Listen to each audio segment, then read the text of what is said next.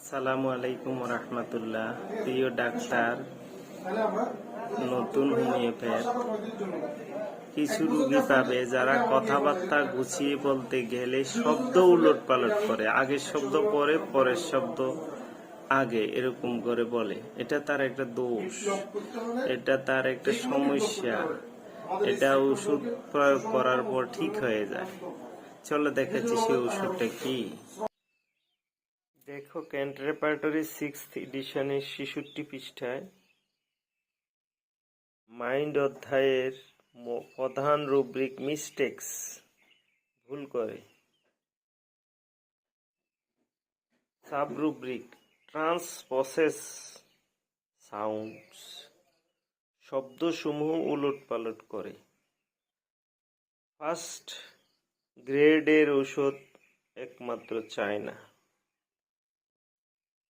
Second গ্রেডের ঔষধ arnica montana,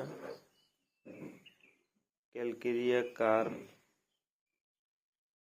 নেটাম mur, nux moschata, nux vomica, lac caninum, lachesis, lycopodium, stramonium sulphur.